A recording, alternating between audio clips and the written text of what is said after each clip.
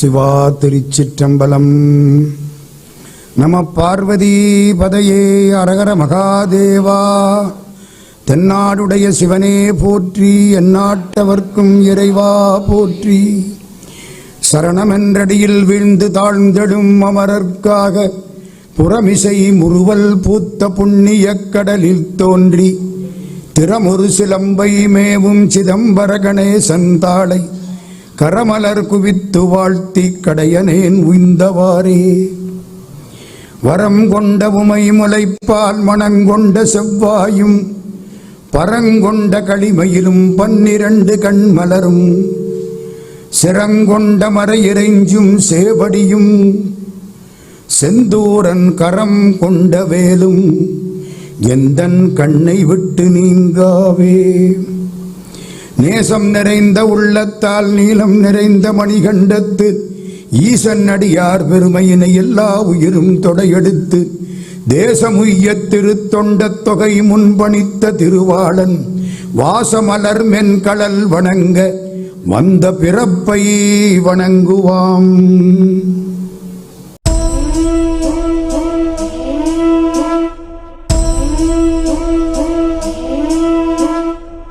அன்புக்கும் வணக்கத்திற்கும் மரியாதைக்கும் உரிய சான்றோர் பெருமக்களே, தாய்மார்களே, உங்கள் எல்லோருக்கும் என்னுடைய நன்றி கலந்த வணக்கங்களை தெரிவித்து, நம்முடைய வெங்கடேஸ்வர ஆலய பெருமக்கள் அவர்களுடைய அந்த பெரிய செயலுக்கு மனங்கனிந்த நன்றியை தெரிவித்து, நம்முடைய முருகன் ஆலயத்தைச் சேர்ந்த பெருமக்களுக்கும் சைவ மன்றத்தைச் சேர்ந்த பெருமக்களுக்கும் நன்றி கலந்த வணக்கங்களை கூறி பெரிய புராணத்தின் இன்றைய உரையை தொடங்குகின்றோம். இன்றைய தலைப்பு கலாச்சாரம். தமிழ்ல சொன்னா பண்பாடு. திருவள்ளுவர்கிட்ட போய் கேட்டாங்களாம், உலகம் எதனால நிற்கிதுன்னு. பண்புடையார் பற்றுண்டு உலகம்ன. பண்புள்ளவர்கள் இருக்கிறதுனால உலகம் இருக்கு, இல்லைன்னா மண்ணில் புகுந்து அழிஞ்சு போயிடும். பண்புடையார் பற்றுண்டு உலகம் அகுதென்றேல் மண்புக்கு மாய்வது மண். திருவள்ளுவர். சரி, இந்த பண்புன்னா என்ன, அதை கண்டுபிடிச்சிட்டா பெரிய புராணத்தில் அது எங்கே இருக்குன்னு நம்ம கொஞ்சம் பார்த்துடலாம். புறநானூறுன்னு அந்த காலத்தில் ஒரு நல்ல இலக்கியம். இப்போ அதை படிக்கிறதுக்கு ஆள் கிடையாது, கேட்கறதுக்கு ஆள் கிடையாது, பேசுறதுக்கு ஆள் கிடையாது. உள்ள பத்திரமா வச்சு பூட்டி விட்டோம். புறநானூறு. ஒரு ராஜா, கடலுள் மாய்ந்த இளம்பெரு வடுதின்னு அவனுக்கு பேரு. அவன் சொல்றான், உலகம் எதனால நிக்குது, அழகா சொல்றான். அப்போ 2000 வருஷத்துக்கு முன்னால உண்டாலம்மை இவ்வுலகம்ங்கிறான். உலகம் இருக்கிறது எதனால? இந்திரர் அமிழ்தம் இயைவதாயினும் இனிதன தமியராய் உண்டலும் இதரே.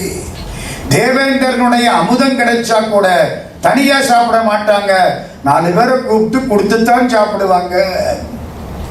அப்படி ஆட்கள் இருக்கிறதுனால உலகம் இருக்கிறது. ஒன்னாச்சா? இந்திரர் அமிழ்தம் இயைவதாயினும் இனிதன தமியராய் உண்டலும் இலரே.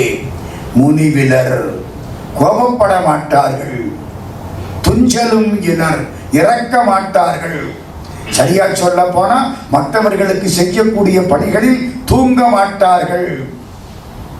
பிறர் அஞ்சுவது அஞ்சி, பயப்பட வேண்டியதுக்கு பயப்படுவார்கள். புகழ் எனில் உயிரும் கொடுப்பார்கள்.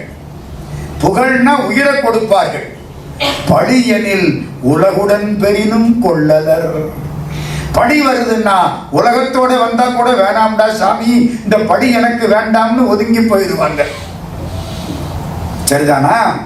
இந்திரர் அமிழ்தம் இயைவதாயினும் தனியாக உண்ண மாட்டார்கள்.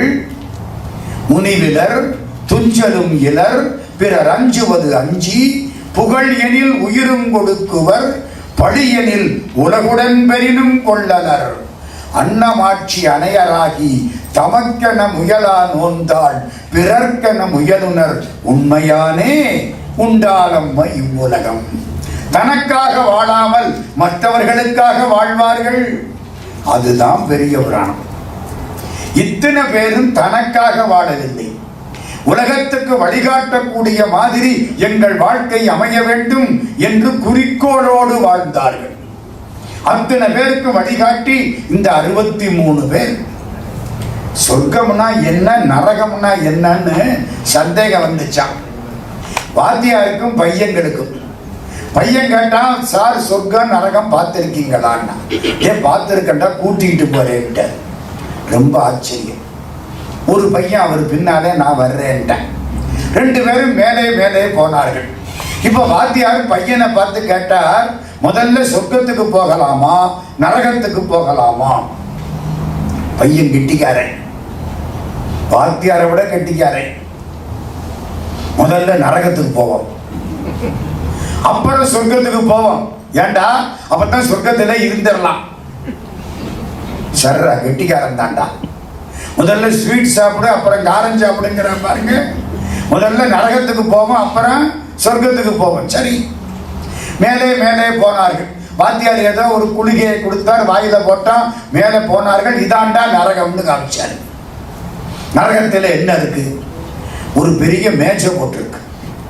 மேஜை நிறைய சாப்பிடக்கூடிய பொருள் எல்லாம் நிறைய இருக்கு. எங்க நினைச்சாலே நாக்கில எச்சில் கொட்டு அப்படி இருக்கு. அதை சுத்தி ஒரு 30 பேர் நிக்கிறாங்க.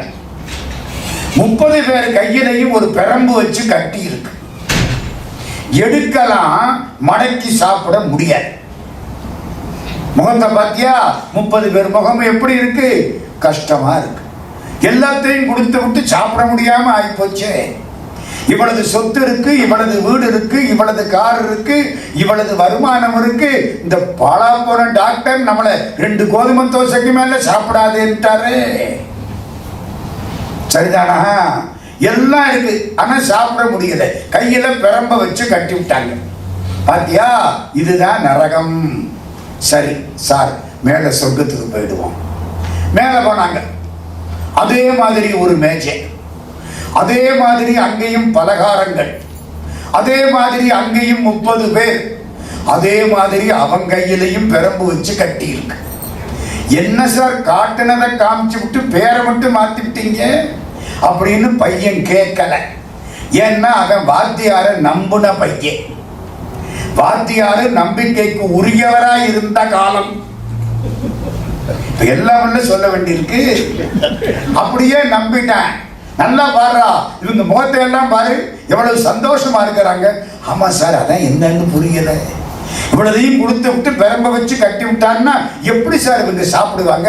நல்லா பாருடா. ஒருத்தன் என்ன பண்ணா, அல்வாவை எடுத்தான், எழுத்தாப்புல இருக்கவனுக்கு ஊட்டி விட்டான். அவன் எடுத்து இவனுக்கு ஊட்டி விட்டான். புரிஞ்சு வச்சு, எப்பொழுது நீ அடுத்தவனுக்கு ஊட்டுகிறாயோ நீ உண்பிக்கப்படுகிறாய். இது ஆண்டா சொர்க்கம். இது புரியாம ரொம்ப பேர் எங்கேயோ நினைச்சுட்டு இருக்காங்க. சொர்க்கத்தில் திலோத்தமை இருப்பாளா, ரம்ப இருப்பாளா, ஊர்வசி இருப்பாளா, ஐராவதம் இருக்குமா, உச்சேஸ்வரவசம் இருக்குமா? ஒன்னோட இருக்காது. ஒளியும் வெளியும் தான் இருக்கும் சொர்க்கத்துல. என்ன புரியுது? தமக்கென முயலா நோன்றால் பிறர்க்கென முயலுனர் உண்மையானே. நான் அடுத்தவனுக்கு சாப்பாடு போடணும்னு நினைச்சேன்னா கடவுள் எனக்கு சோறு போடுவார். சத்தியம். எல்லாருக்கும் கொடுக்க நினைச்சா கடவுள் எனக்கு பணத்தை கொடுத்து எல்லா மனசையும் கொடுத்து என்னை ட்ரஸ்டி ஆக்கி பொறுப்பு கொடுப்பார். இதுதான் இங்க பூரா. தனக்கென வாழாமல் பிறர்க்கென வாழ்ந்த சான்றோர்களுடைய வாழ்க்கை பெரிய புராணம். இந்த முதல் பாட்டு நேற்றுக்கே சொன்னேன், அந்த பாட்டை இன்னைக்கு சொல்றேன்னு.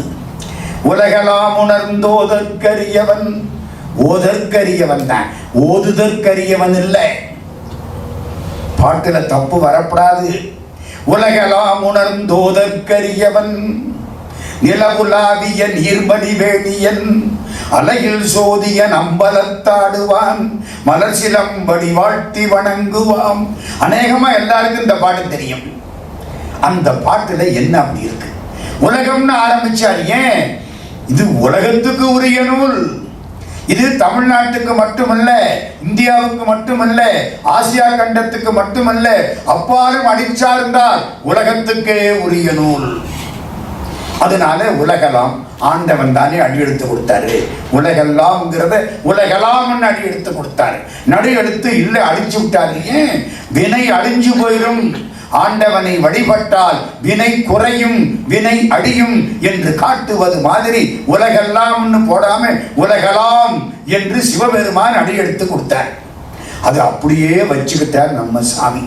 இந்த பாருங்க, அந்த ஒரு பாட்டுக்குள்ள எவ்வளவு செய்திகள்னு. எப்படி உலகலாம் உணர்ந்து ஓதற்கு அறியவன் நிலவு உலாவிய நீர்மலி வேடியன். நிலவை பார்த்தா கண்ணுக்கு இன்பம், சரிதானா? கண்ணுக்கு சந்தோஷமா இருக்குல்ல, நிலவு கண்ணுக்கு இன்பம். ஓதுதல் வாழ்த்துதல் வாய்க்கு இன்பம். இந்த மலர் சிலம்படி, சரிதானா? மலர் மூக்குக்கு இன்பம், சிலம்பு கலீர் கலீர் கலீர் கலீர் காதுக்கு இன்பம். இப்ப எல்லாம் சரியா போச்சா? அப்புறம் இன்னொன்னு என்னமோ இருக்கே, தண்ணி இருக்கோ.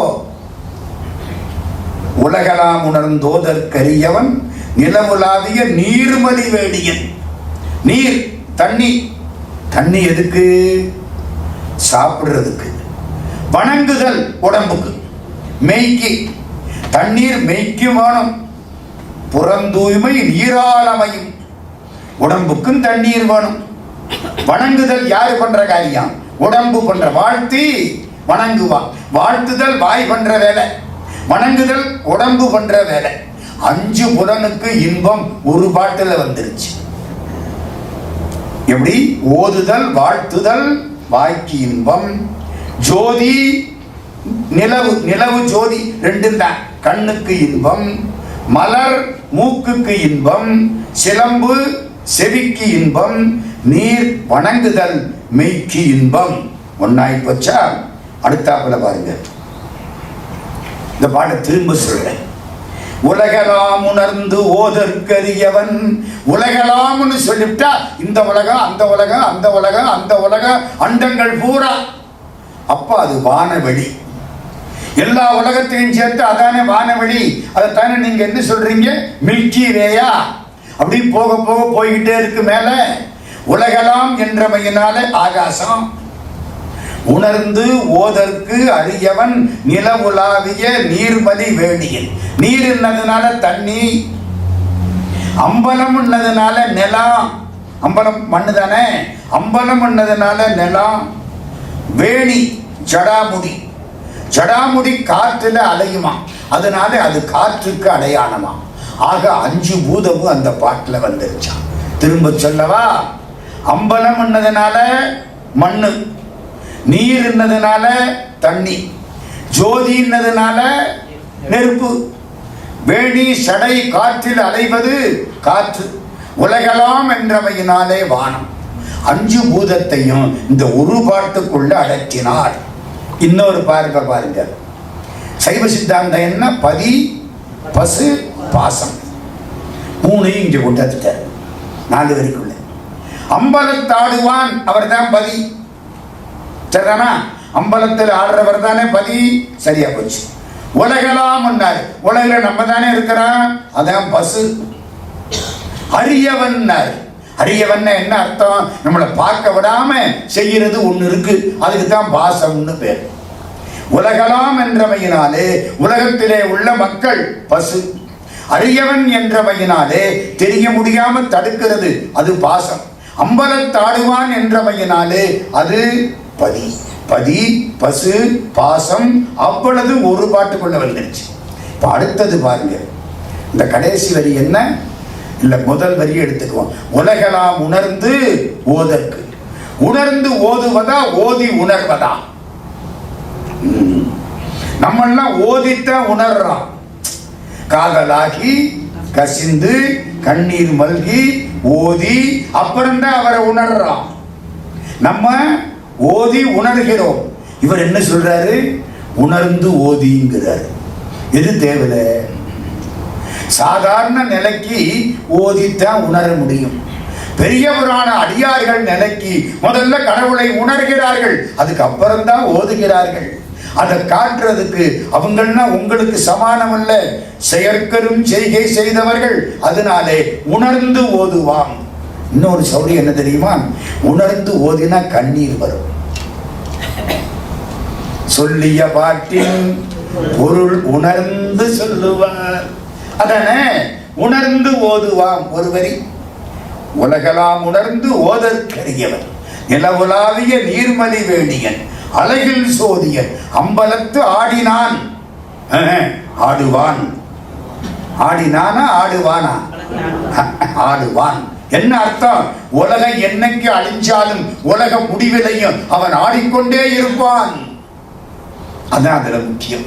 உலகம் அழிஞ்சாலும் ஒரு ஆள் ஆடிக்கிட்டே இருப்பான். சிவபெருமான் என்ன பண்ணாரா? திருவாசகத்தை எழுதி வாங்கிக்கிட்டாராம். யாருகிட்ட? மாணிக்கவாசக சாமிகிட்ட. மாணிக்கவாசக சாமி சொல்ல சிவபெருமான் எழுதிக்கிட்டாராம். ஏன் எழுதிக்கிட்டாரு? மனோன்மணியம் பாடிய பேராசிரியர் சுந்தரம் பிள்ளை சொன்னார், உலகம் அழிஞ்சிடும், அழிகிற பொழுது சிவபெருமான் தனியா நிற்பாராம். எல்லாம் அவருக்குள்ள ஒடுங்கிருவான், சக்தியும் உள்ள ஒடுங்கிருவாளாம். இவர் மட்டும் தனியா நிற்பாராம். தனியா நிற்கிற பொழுது அவருக்கு பொழுது போகணுமா வேண்டாமா? தப்பு. பொழுது போகப்படாது, பொழுது பயன்படணும். டிவிக்கு முன்னால் உட்கார்ந்தா பொழுது போயிடும். பெரிய புராணம் கேட்டா பொழுது பயன்படும். நீங்க தீர்மானிச்சுக்க வேண்டியது. பொழுது பயன்படணுமா இல்லையா? நமக்கு தான் பொழுது போகுது. சிவபெருமான் பொழுதை போக்க மாட்டாரு, பயன்படணும். பொழுதை பயன்படுத்தணும்னா என்ன செய்யணும்? நல்ல தமிழ் பாட்டு படிக்கணும். சிவபெருமான் படிக்கிற அளவுக்கு தகுதியான பாட்டு யாரு பாட முடியும்? மாணிக்கவாசகரை தவிர வேற யாரு பாட முடியும்? அதனால திருவாசகத்துல ஒரு காப்பி எழுதி வச்சுட்டார். அன்னைக்கு படிப்போம். இன்னைக்கு எல்லாம் அழிஞ்சு இவர் மட்டும் தனியா நிற்பார்ல, அப்போ படிக்கலாம்னு எழுதி வாங்கி வச்சுக்கிட்டார். யாரு சொல்றா? மனோன்மணியம் பாடிய பேராசிரியர் சுந்தரம் பிள்ளை சொல்றார். மனோன்மணியத்தில கடையூழி வருந்தனிமை கடிச்ச அன்றோ. கடை ஊழின்னு என்ன அர்த்தம்? ஊழிக்காலம், தனிமை. இவர் தான் இருப்பார். எம் இறை நல்வீணை வாசிக்குமே அப்பர் சுவாமி. எல்லாம் ஒடுங்கிடும். சிவபெருமான் ஒருத்தர் தான் இருந்து அடுத்த படைப்பை உண்டாக்குவார். அதனாலதான் அவர் முழுமுதற் கடவுள்னு சொன்னது. காப்பாற்றுவனை விட படைப்பவனை விட ஒடுக்குபவன் தான் கடைசியிலையும் நிற்பான். அவன் தான் அடுத்த பிறவியை உண்டாக்க முடியும். அதனாலதான் சிவபெருமானுக்கு முழுமுதற் கடவுள்னு பேரு. இந்த 3 பேர்ல 3 பேருக்கும் மேம்பட்டவர் அவரு. பிரம்மா, விஷ்ணு, ருத்ரன். 3க்குள்ளே ஒருத்தர் இல்ல, இந்த 3க்கும் மேற்பட்டவர். மூவர் கோனாய் நின்ற முதல்வன். கடையூழி வருந்தனிமை கழிக்க அன்றோ அம்பலத்துள் உடையார் உன் வாசகத்தில் ஒரு பிரதி கருதினதே. உன் திருவாசகத்தில் ஒரு பிரதியை வாங்கி எழுதி வச்சுக்கிட்டாரே தமிழ் தாயே. ஏன் தெரியுமா? கடைசி காலத்திலே, ஊழி காலத்திலே தன் தனிமையை கழிப்பதற்காக சிவபெருமான் உன்னுடைய திருவாசகத்தை எழுதி வாங்கிக் கொள்வாரே. ஆனால் தமிழ் தாயே, உன் பெருமையை நான் எப்படி பாடுவேன்? மனோன்மணியம் பாடிய பேராசிரியர் சுந்தரம் பிள்ளை பாடுறார், திருநெல்வேலிக்காரர். அதுதான் இங்கே. ஆடுவான்னா என்ன அர்த்தம்? உலகம் அழிஞ்சாலும் அவன் நிற்பான். எனக்கு ஒரு சந்தேகம். சரி, பாட்டு வேணும்னா யாரையாவது விட்டு எழுதி வாங்க வேண்டியதானே? இவரே வரணுமா? சிவபெருமானே வந்து எழுதணுமா? அவருக்கு ஒரு சந்தேகம். கண்ட வயலை விட்டு எழுத விட்டா இவன் பாட்டுக்கு தப்பு தண்டாவை எழுதிவிட்டா நம்மால தப்பு அநியாயத்துக்கு விடுறேன். காரிய லாயம்னு எழுதி வைக்கிறேன். இந்த குதிரை லாயம் அது ராம யானம்ங்கிறேன். நான் ராமயானம் கேட்டேங்க, தமிழ் வாத்தியார். அதான் என்ன அநியாயம்? ராமயானம், அது ராமாயணம் தான், ராமயானம் இல்லை. கண்ணதாசன் அழகா சொல்லுவார், பொள்ளாச்சின்னு எழுத சொன்னா புள்ளத்தாச்சின்னு எழுதி வைக்கிறான். இவன் எல்லாம் நம்ம ஊர்ல படிச்சவனும் பாரு. என்ன தப்பு பண்றான்? வாத்தியார் கோவலன் எழுத சொன்னா பய கேவலன் எழுதிவிட்டான். அவனுக்கு வரல, கேவலன் எழுதிவிட்டான். வாத்தியார் ஏண்டா காலை ஒடிச்சு என்றார் ரொம்ப கம்பீரமா. கோவலன் காலை ஒடிச்சா கேவலம் தானே, காலத்தானே ஒடிச்சு விட்டான் தமிழ் எழுத்துல. ஏண்டா கோவலன் காலை ஒடிச்சேன்னாரு. பையன் திரும்பின, கண்ணகியை விட்டுட்டு மாதவிட்ட போனான்ல சார், அதனாலதான் காலை ஒடிச்சுட்டேன். வாத்தியார் அதுல இருந்து கேவலன் எழுத ஆரம்பிச்சுட்டாரு. என்ன அநியாயம் பார்த்தீங்களா? அதுக்காகத்தான் கடவுள் என்ன பண்ணாராம்? அவரே வந்து எழுதிக்கிட்டாராம். இந்த திருவாசகத்தை எங்க கொண்டு வைக்கிறத பாருங்க. கடையூழி வருந்தனிமை கடிக்க அன்றோ அம்பலத்துள் உடையார் உன் வாசகத்தில் ஒரு பிரதி கருதினதே. இன்னொன்னு, காலில் சிலம்புன்னு பாடுறாரு. சிலம்பு பெண்கள் அணிவது. சிலம்புன்னு சொல்றாருல, மலர் சிலம்படி வாழ்த்தி வணங்குவான். சிலம்பு பொதுவா பெண்கள் அணிவது. சிவபெருமான் ஏன் போட்டிருக்காரு? அம்பாள் ஒரு பக்கம், இடது பக்கம் அவளுக்கு, வலது பக்கம் தான் இவருக்கு. அதனால சிலம்புன்னு சொன்னதுனால ஆணும் பெண்ணுமான அம்மையப்பன் தோற்றம் இந்த பாட்டில் வந்து விட்டது. உலகெல்லாம் உணர்ந்தோதற்கரியவன், அதிலே அம்பாளை காணம். நிலம் உலாவிய நீர்மலி வேடியன், அதுலயும் அம்பாளை காணம். அலையில் சோதியன் அம்பலத்தாடுவான், அங்கேயும் அம்பாள் வரல. மலர் சிலம்பு, அதுக்குள்ள அம்பாள் உட்கார்ந்துட்டான். அவன் காலில் போட்ட சிலம்பு யாரு? அவள் கால் சிலம்பு. சிலம்பு மகளிர் அணிவது. அது எப்படி சிலம்பா? மலர் சிலம்பா. இந்த பாட்டை பார்த்தீங்களா? வரிக்கு சொல்லுக்கு சொல்ல அற்புதம். மலர் சிலம்புன்னா என்ன அர்த்தம்? ஊறுகாய்னா என்ன அர்த்தம்? ஊறிய காய், ஊறிக்கொண்டிருக்கிற காய், நாளைக்கு ஊற போகிற காய். இதுக்கு தமிழ்ல வினைத்தொகைன்னு பேர். மலர் சிலம்புன்னா முந்தியும் மலர்ந்த சிலம்பு, இப்பொழுதும் மலரக்கூடிய சிலம்பு, உலகம் அழிஞ்ச பின்னாலும் மலரக்கூடிய சிலம்பு. மலர் சிலம்படி வாழ்த்தி வணங்குவான். வாழ்த்தினால் வாழலாம், வணங்கினால் உயரலாம். வாயே வாழ்த்து கண்டாய். வாழ்த்துறதுன்னா என்ன? வாயினால வாழ்த்துறது. தலை அங்கமாலை ஞாபகம் வருதா? அப்பர் சுவாமி வாயே வாழ்த்து கண்டாய், மத யானை உரி போர்த்து பேய்வாள் காட்டகத்தாடும் வீராந்தனை வாயே வாழ்த்து கண்டாய். வாழ்த்துவது வாயின் வேலை, வணங்குவது தலையே நீ வணங்காய். அப்பர் சுவாமி சொல்லியிருக்காங்க, நானா சொல்லியிருக்கேன். உடம்புனால கும்பிட்டா வணங்குவது, கையினால கும்பிட்டா வாயினால சொன்னா வாழ்த்துவது, கையினால கும்பிட்டா தொழுவது. அவளுக்கு அர்த்தம் உண்டு. கைகால் கூப்பி தொழில். நான் அப்பர் சுவாமி வாக்கையா. கைகால் கூப்பி தொழில் ஞாபகம் வருதா? கடன் நஞ்சுண்ட கண்டன் தன்னை பைவாள் காட்ட என்ன ஆடும் பிரான் தன்னை பாட்டு இருக்கு, அப்படியே போகுது. நான் முழுக்க சொல்லலை. கைகால் கூப்பி தொழில், கடி மாமலர் தூவி நின்று பைவாள் பாம்பரை ஆர்த்த பரமனை கைகால் கூப்பி தொழில், அவரை கைகால் கூப்பி தொழில். அப்படியே பாட்டு. கைகால் தொழ வேண்டுமா, தலை வணங்க வேண்டுமா? தலையே நீ வணங்காய், தலை மாலை தலை கணிந்து தலையாலே பலி தேரும் தலைவனை தலையே நீ வணங்காய். ஒன்னனுக்கு வாழ்த்தி வணங்குவான். வாயார வாழ்த்து, உடம்புனால வணங்கு. சிவனடி பெறுவதுதான் நோக்கம். அதனாலதான் அடின்னு போட்டாரு. மலர் சிலம்படி. நமக்கு எது வேணும்? திருவடிதான் வேணும். நமக்கெல்லாம் என்ன பேரு? அடியார்கள்னு பேரு. நல்லா கேட்டுக்கணும். அடி ஆட்கள் இல்லை, அடியார்கள். நம்மெல்லாம் யாரு? அடியார்கள். சிவனடிக்கு உரிமை உள்ளவர்கள். கல்வியை பெற்றவன் கற்றோன், செல்வத்தை பெற்றவன் செல்வன், பிள்ளையை பெற்றவன் பெற்றோன், திருவடியை பெற்றவன் அடியார். அதானே வேணும். என்னங்க ஒரு பாட்டுக்குள்ள இவ்வளவுதான். இன்னொன்னு சொல்லட்டுமா? அப்பர் சுவாமி தொடங்குற பொழுது எப்படி தொடங்கினாரு? கூற்றாயினவாறுன்னார்ல. கடைசி என்ன? ஏற்றாய் அடிக்கே. திருவடி வந்துருச்சா? ஏற்றாய் அடிக்கே இரவும் பகலும் பிரியாது வணங்குவன் எப்பொழுதும். சரி, ஏற்றாய் அடிக்கே, அதான் மலர் சிலம்படி. அப்பர் சுவாமி சரியா? சம்பந்த சுவாமி தோடுடைய செவியன் விடையேறி ஓர் தூவெண் மதிசூடி. அதுதான் நிலவுலாவிய நீர்மலி வேடியன். மதிசூடினது வந்துருச்சா? நிலவுலாவிய நீர்மலி வேடியன். நம்ம அப்புறம் யாரு? சுந்தரமூர்த்தி சுவாமி பித்தா பிறை சூடி. ஓ, நிலவு அங்கேயும் வந்துருச்சு. நிலவுலாவிய. மாணிக்கவாசக சுவாமி நம சிவாய வாழ்க வாழ்த்தி வணங்குவான். அட, 4 பேர் முத பாட்டும் சேக்கிழார் பாட்டுக்குள்ள தலை தூக்கிருச்சே. 4 பேர் வந்துருச்சா இல்லையா ஐயா? ஏற்றாய் அடிக்கே, அதான் மலர் சிலம்படி.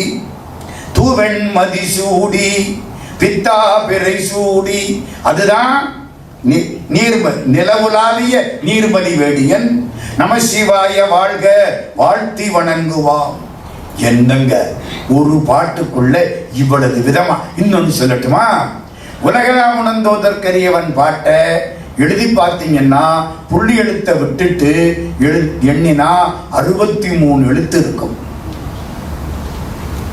சேர்த்து போட்டா பிரிச்சு போட்டு என்னன்னா 72 எழுத்து இருக்கும். உலகெல்லாம் உணர்ந்து ஓதற்கு அரியவன் நிலவு உலாவிய நீர்மலி வேணியன் அலகில் சோதியன் அம்பலத்து ஆடுவான் மலர் சிலம்படி வாழ்த்தி வணங்குவான். இப்படி பிரிச்சு போட்டீங்கன்னா புள்ளி எழுத்தை விட்டுட்டு எண்ணினா 72 எழுத்து இருக்கும். சேர்த்து போட்டா புள்ளி எழுத்தை விட்டுட்டு எண்ணினா 63 எழுத்து இருக்கும். 63 அடியார்கள் 9 தொகை அடியாரை சேர்த்தா 72. கடவுள் பாடின பாட்டு சேக்கிழாரா பாடினாரு. சேக்கிழார் மனசுக்குள்ள சிவபெருமான் வந்து பாடிய பாட்டு.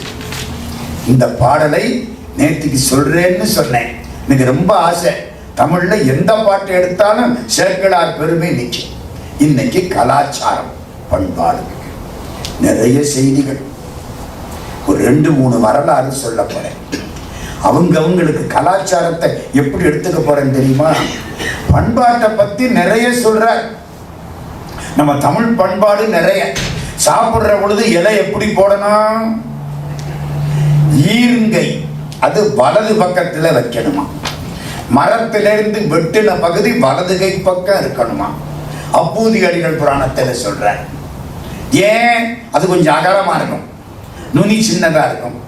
அதிகமா சாப்பிட்றதெல்லாம் இந்த பக்கம்தான் இருக்கும், கொஞ்சமா சாப்பிட்றது அங்கே இருக்கும். அதனால அது ஊறுகாய் அங்கே இருக்கும், அப்பளம் அங்கே இருக்கும், தொன்னை பாயாசம் அதெல்லாம் அங்கே இருக்கும், கறியெல்லாம் இப்படி இருக்கும். அதான் நம்ம பழக்கமா. சேக்கிழார் சுவாமி வீட்டுக்குள்ள உள்ள சண்டை வெளியில தெரியலாமா? தெரியப்படாது. அதுதான் திருநீலகண்ட புயவனார். சரிதானா? நான் நிறைய நாள் சொல்லியிருக்கேன் கதையெல்லாம், இப்ப சுருக்கமா சொல்லிக்கிட்டு போறேன். திருநீலகண்டத்து குயவனாருக்கு நீலகண்டம் நீலகண்டம் நீலகண்டம் போகக்கூடாத ஒரு திட்டம் போயிட்டு வந்துட்டாரு. இந்த வீட்டுக்காரி கண்டுபிடிச்சு விட்டா. ஒரே வார்த்தை, தீண்டு வீராயில் எம்மை திருநீலகண்டம். அந்த அம்மா எம்மைன்னுட்டா. எம்மை என்றமையினாலே மற்றை மாதரார் தமையும் எந்த மனத்தினும் தீண்டேன்னார். அந்த வரிதான் அற்புதம். கையினால தீன்றது அப்புறம், மனசுனால கூட நினைக்க மாட்டேன், எந்த பொண்ணையும் நினைக்க மாட்டேன், ஒன்னை மட்டுமில்லை யாரையும் நினைக்க மாட்டேன். யாரு? இன்பத்துறையில் எளியரானவன். அதுவும் சேக்கிழார் கலாச்சாரம். அவரு கொஞ்சம் ஒரு மாதிரின்னு சொல்றோம்ல, அதை எப்படி எழுதுறாரு பார்த்தீங்களா?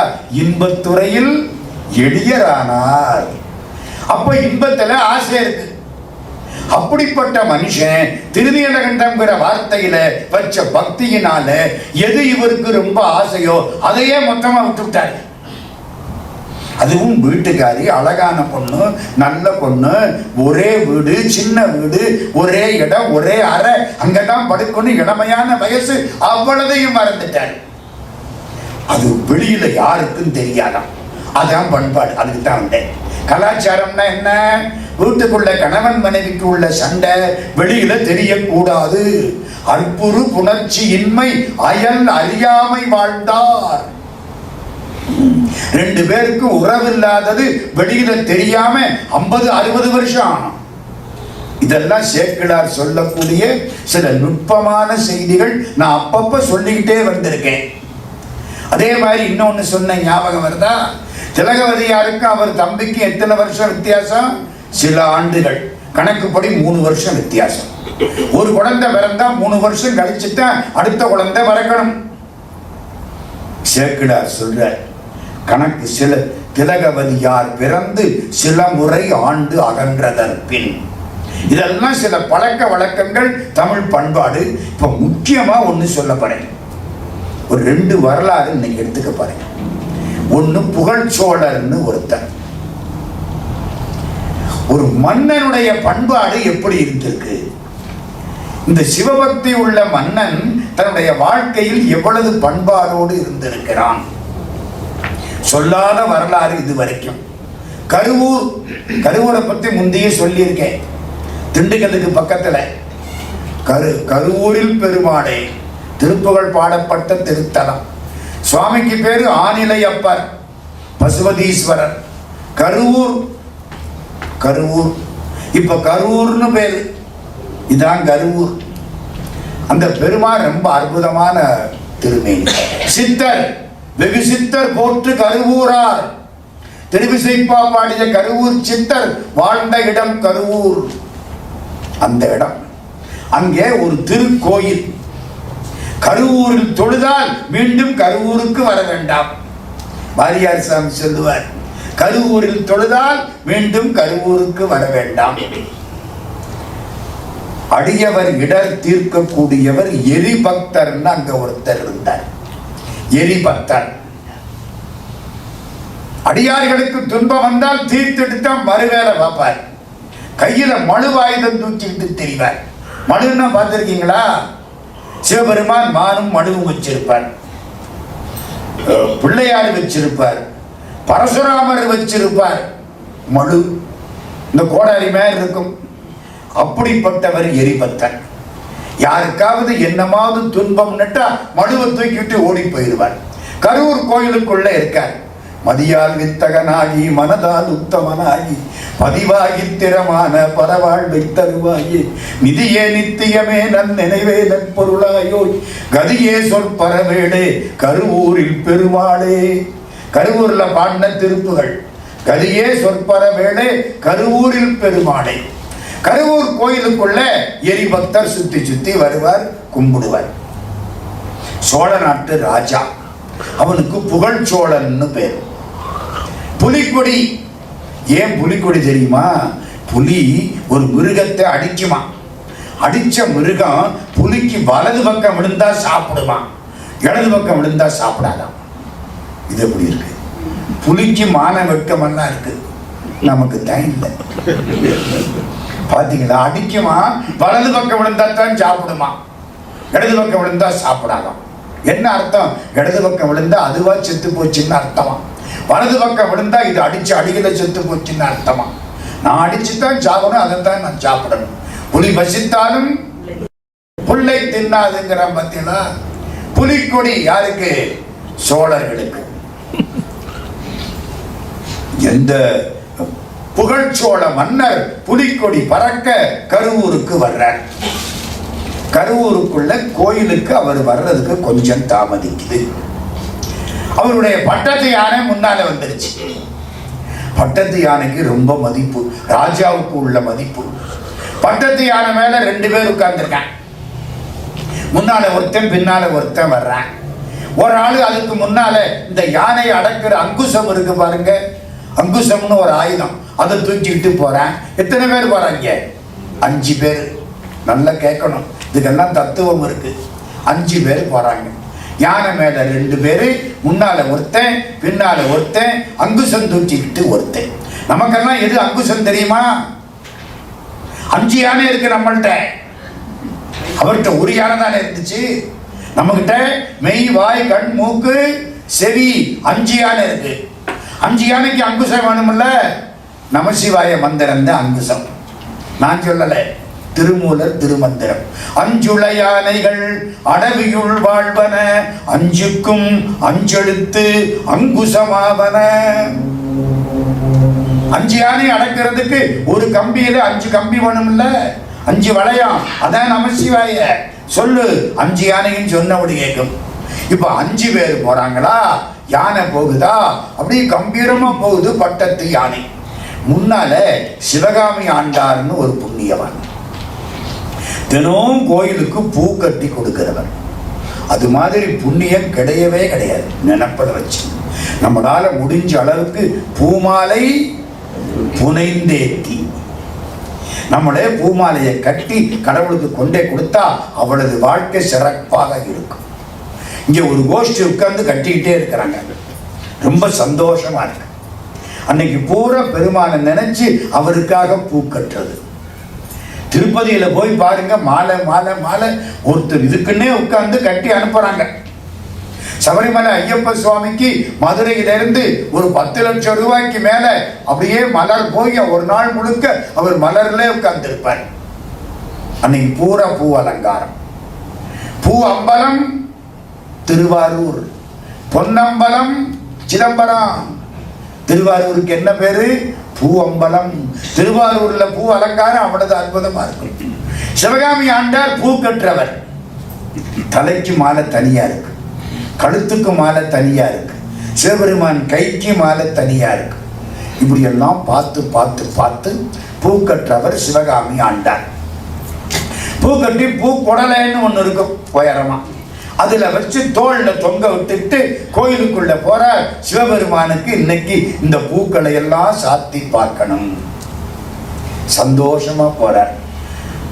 போனா இந்த யானை வேகமா அவர் பின்னால போனது, பூக்குடைய பறிச்சுது, பூவை கீழே போட்டுது, மிதிச்சு முடிச்சு.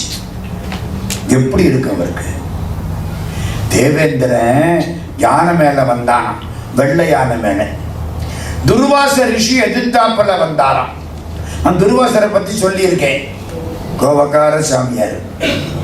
அவர் வரம் கொடுத்தது கிடையாது, சாபம் தான் கொடுப்பார். வரம் சில பேருக்கு தான் கொடுப்பார். குந்தி தேவிக்கு தான் வரம் கொடுத்தார். மந்திரம் சொல்லு பிள்ளை பிறக்க ஒண்ணு, அதுவும் பிரச்சனையா போச்சு அவளுக்கு. கர்ணம் பிறந்து பெரும்பாடாகி போச்சு. அது ஒரு பக்கம். அந்த துர்வாச முனிவர் மகாலட்சுமியை கும்பிட்டாராம். மகாலட்சுமி ஒரு பூ கொடுத்தாராம். மகாலட்சுமி பூ கொடுத்தா எப்படி இருக்கும்? வாங்கிக்கிட்டாராம். துர்வாசர் மகரிஷி, அவருக்கு எதுக்கு பூவெல்லாம் இதெல்லாம் என்னத்துக்கு? வர்ற பொழுது தேவேந்திரன் வெள்ளையான மேல வந்தானாம். ஆகா தேவராஜா வர்றான், இந்த பூவை அவனுக்கு கொடுப்போம், இது மகாலட்சுமி ஆசீர்வாதம்.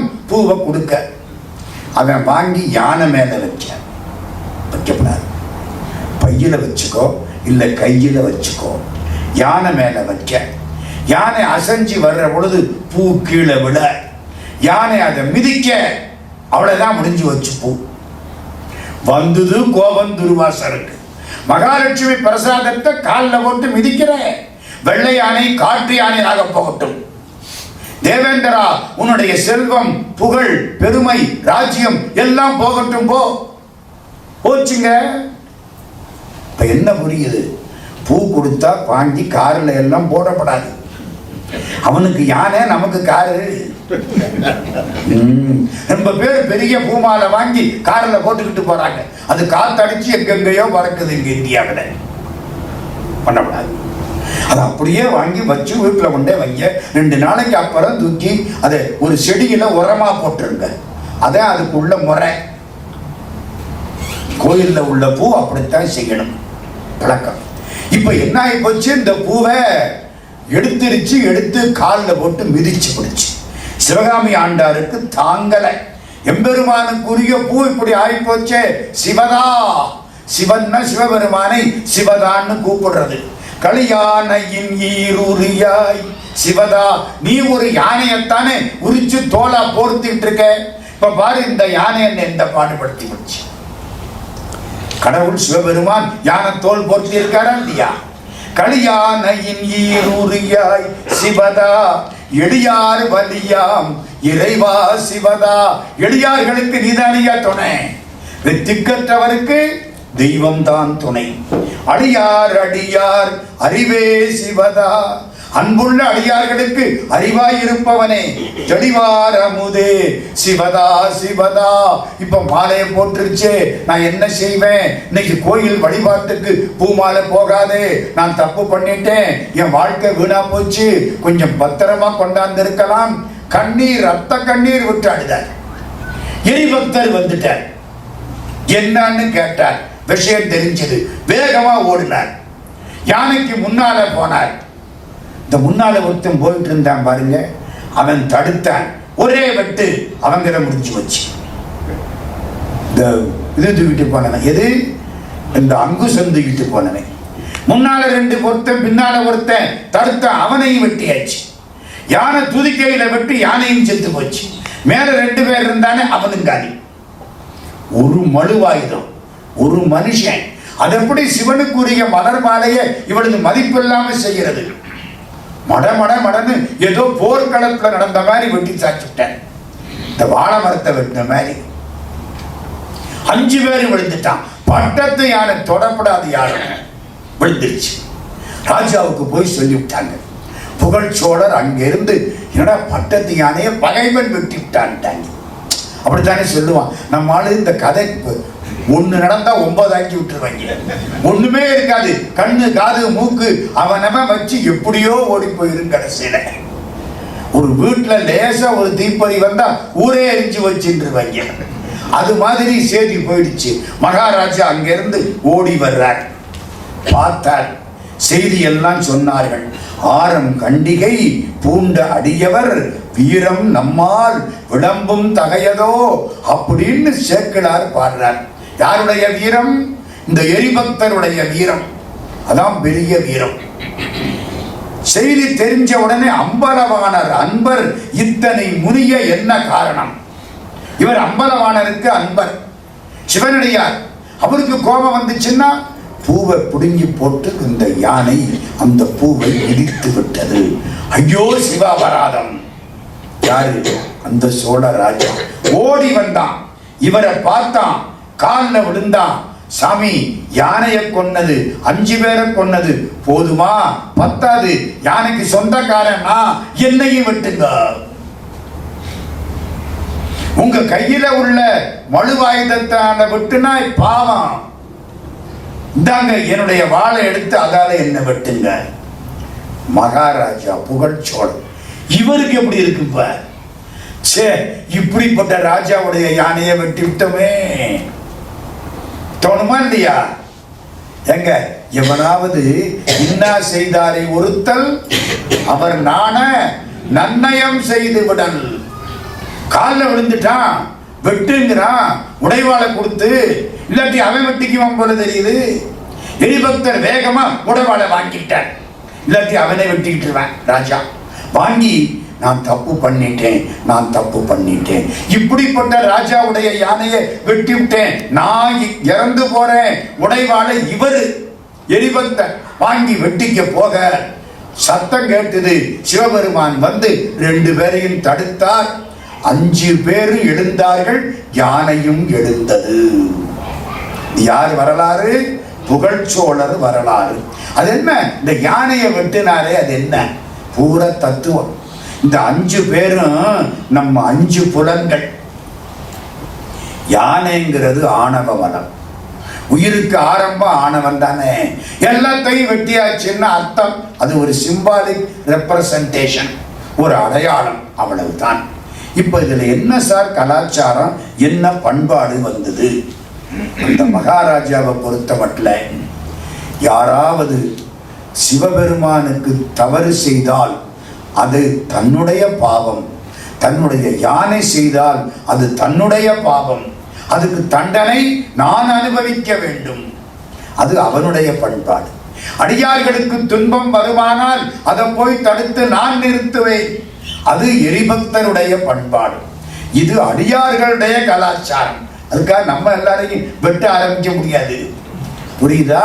அவர்களுடைய மனப்போக்கு, அதனாலே அவர்களுடைய கலாச்சாரம். சேக்கிழார் சொல்லுல கூட பண்பாடு வைப்பார். இப்பத்தான் சொன்னேன், இளமை மீதூர பெற்றார், இன்பத்துறையில் எளியரானார் சொன்னேன். நேர்த்திக்கு ஒண்ணு சொன்னேன், மெய்ப்பொருள் நாயனார் முத்தநாதன் வந்து மெய்ப்பொருள் நாயனார் கும்பிடுற பொழுது கத்தியை எடுத்து என்ன பண்ணனா குத்திட்டான்னு நான் சொல்றேன். அவர் சொல்ல மாட்டார், நினைந்த அப்பரிசே செய்தான், நினைச்சதை செஞ்சிட்டான். நான் எப்படி சொல்லுவேன் மெய்ப்பொருள் நாயனார கத்தியால குத்தி விட்டான்னு? சொல்ல மாட்டேன். அதுதான் பண்பாடு, வார்த்தையில பண்பாடு. ஒருத்தரை பார்த்து பசுன்னு சொன்னா சந்தோஷப்படுவாரு, மாடுன்னு சொன்னா முட்டிடுவாரு. 2 ஒண்ணு தானே. வாயில தான் இருக்கு வார்த்தை. ஐயா நீங்க பசு மாதிரி, ஆமாங்கிறாரு. அதுதான் சொல்ற சொல்லு அப்படி இருக்கணுமா. அதே மாதிரி இன்னொரு காட்சி பாருங்க, எங்க போயிருச்சு அந்த பண்பாடுன்னு. ஒரு ஊர்ல ஏனாதிநாதர்னு ஒருத்தன், நான் சொல்லாத வரலாறுகள் இதெல்லாம் அங்க கிடைக்க 63 வரலாறு. ஏனாதிநாதர்னு ஒருத்தர், அவருக்கு என்ன வேலை?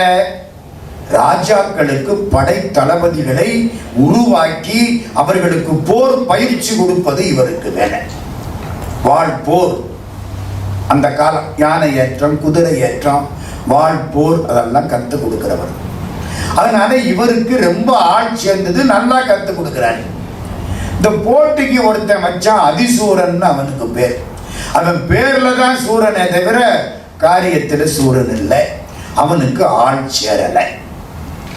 எல்லா படையாளும் இங்கே வந்து நிற்குது. அவன் என்ன பண்ணுவான்? அவனுக்கு ஆள் சேரலை, கோபம் தாங்கலை. நமக்கு ஆள் இல்லாம இந்த ஆளு கீரை கடைக்கு எதிர்கடை போட்ட மாதிரி போட்டான். ஒருத்தனும் போய் சேரலை. நல்ல வாத்தியார்த்தானே ஆள் போய் சேரும், மோசமான வாத்தியார்ட்டே ஆள் போய் சேரும். ஒருவேளை எக்ஸாமில் பாஸ் போடுறேன்னு சொன்னாருன்னா சில பேர் அங்கே போய் சேரலாம், இல்லைன்னா எவனும் சேர மாட்டான். அவனுக்கு கோபம் தாங்கலை. எப்படியாவது இந்த ஏனாதிநாதரை கொல்ல வேண்டும். இவர் எப்படி தெரியுமா? திருநீர் பூசினா அது சிவபெருமான், காலில் விழுந்துடுவார். வேற ஒன்றும் வேண்டாம். விபூதி பூசிக்கிட்டு போனா காலில் விழுந்துடுவார். அவனுக்கு தெரிஞ்சு வச்சு தெளிவா என்ன பண்ணா, நெத்தி நிறைய விபூதி பூசணும். 3 விரல்ல பூசணும். ஆணவன், கண்மம், மாயை 3ம் போகணும்டா சாமி. 3 விரல்ல பூசணும்.